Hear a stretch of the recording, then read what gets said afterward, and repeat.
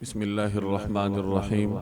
حضرت انس بن مالک رضی اللہ تعالی عنہ کی روایت کا مفہوم ہے کہ ایک مرتبہ میں نے رسول اللہ صلی اللہ علیہ وسلم کو دیکھا کہ عصر کی نماز کا وقت تھا، لوگوں کو وضو کے لیے پانی نہیں مل رہا تھا۔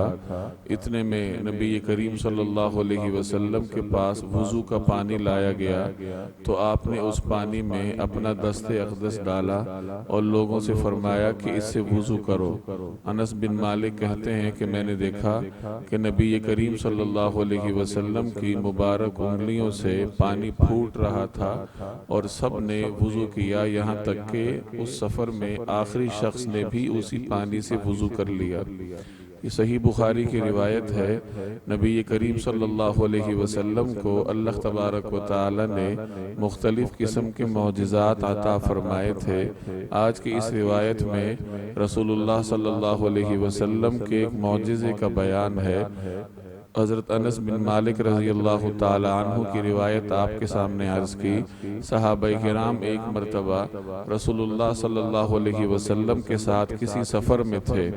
عصر کی نماز کا وقت ہوا تو لوگوں کو وضو کرنے کے لیے پانی نہیں مل رہا تھا۔ تھوڑا سا پانی ہوگا وہ نبی کریم صلی اللہ علیہ وسلم کی خدمت میں وضو کے لیے پیش کیا گیا تو آپ صلی اللہ علیہ وسلم نے اس پانی میں اپنا دست اقدس ڈالا، یعنی اپنا ہاتھ ڈالا، اور صحابہ کہتے ہیں، حضرت انس بن مالک رضی اللہ تعالی عنہ کا بیان ہے کہ نبی کریم صلی اللہ علیہ وسلم کی انگلیوں سے پانی اس طرح پھوٹنے لگا جس طرح کسی چشمے سے پانی ابلتا ہے، اور پانی اتنا زیادہ ہوا کہ تمام لشکر نے اسی تھوڑے سے پانی سے وضو کیا، یعنی تھوڑا سا پانی تھا اور باقی پانی رسول اللہ صلی اللہ علیہ وسلم کی انگلیوں سے پھوٹ پھوٹ کر اس میں شامل ہونے لگا، اور تمام صحابہ کرام نے، پورے لشکر نے اسی پانی سے وضو کر لیا۔ علماء فرماتے ہیں کہ نبی کریم صلی اللہ علیہ وسلم کا یہ معجزہ حضرت موسیٰ علیہ السلام کے معجزے سے بھی بڑا تھا۔ حضرت موسیٰ علیہ السلام کو اللہ تعالیٰ نے پتھر پر لاٹھی مارنے کا حکم دیا تھا جب ان کی قوم کو پانی کی ضرورت تھی۔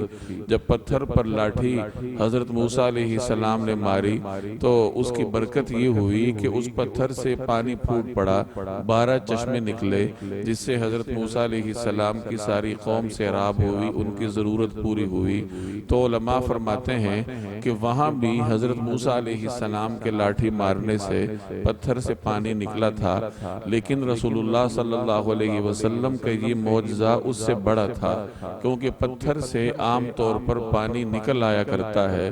آپ مختلف چشمے دیکھتے ہوں گے مختلف علاقوں میں جہاں پتھر سے پانی نکل آتا ہے، تو پتھر سے پانی نکلنا معروف ہے، لیکن انگلیوں سے پانی نکلنا پوری تاریخ انسانی میں اس کی کوئی مثال نہیں ملتی۔ صرف نبی کریم صلی اللہ علیہ وسلم کے ساتھ یہ خاص ہے کہ معجزاتی طور پر اللہ جل جلالہ نے آپ کی انگلیوں سے پانی جاری کر دیا تھا۔ یہ رسول اللہ صلی اللہ علیہ وسلم کی عظمت ہے، اور اللہ تبارک و تعالیٰ کا ہم پر احسان ہے کہ اللہ تعالیٰ نے ہمیں نبی کریم صلی اللہ علیہ وسلم کی امت میں پیدا کیا۔ ابھی ہماری ذمہ داری ہے کہ ہم نبی کریم صلی اللہ علیہ وسلم کے امتی ہونے کا حق ادا کرنے کی کوشش کریں۔ کوشش کر سکتا ہے ہر شخص کہ آپ صلی اللہ علیہ وسلم کی سنت کو اور آپ کے بتلائے ہوئے طریقوں کو اپنی زندگی میں نافذ کرنے کی کوشش کرے۔ اللہ جل جلالہ عمل کرنے کی توفیق عطا فرمائے۔